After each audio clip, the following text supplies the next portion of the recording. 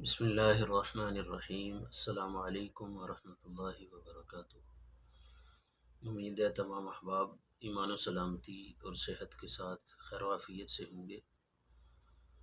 رمضان المبارک کے اندر سب سے اہم عبادت روزہ اللہ رب العزت نے اس امت پہ جو فرض فرمائے ہیں، تو روزہ رکھ کر جن چیزوں سے بچنا چاہیے ان میں سے چند چیزیں اللہ کے نبی صلی اللہ علیہ وسلم نے حدیث کے اندر ذکر فرمائی ہیں، وہ آج ہم اس کا ذکر کریں گے۔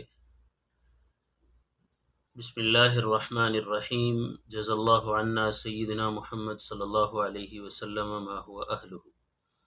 عن ابی ہریرہ رضی اللہ تعالی عنہ قال قال رسول اللہ صلی اللہ علیہ وسلم اذا كان يوم صوم احدكم فليرفث ولا يصخب فإن سابه احد او قاتله فليقل انی صائم، متفق علیہ۔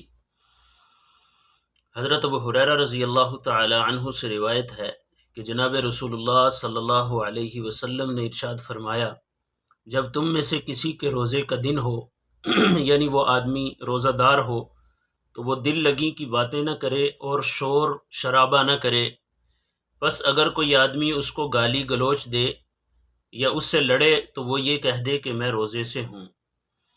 تو روزے کی حالت کے اندر کسی سے، جیسے روزے کے اندر کھانا پینا اور جائز خواہشات سے دور رہنے کا حکم ہے، تو یہ چیزیں ناجائز ہیں، تو اسی طرح انسان روزے کی حالت میں اپنی زبان اور دوسرے اعضاء کی بھی حفاظت کرے، یہ بھی اس کے اوپر ضروری ہے۔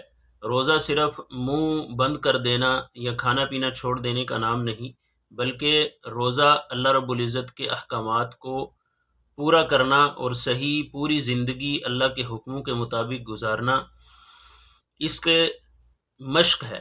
تو جیسے رمضان کے اندر ہم سارے گناہوں کو چھوڑ کر روزے کو، خاص روزے کی اہمیت کو سامنے رکھتے ہوئے ہم اللہ کے حکموں کو پورا کرتے ہیں، تو جیسے رمضان کے اندر پورا کرتے ہیں اسی طرح ساری زندگی ہم اللہ کے حکموں کے اوپر چلتے رہیں۔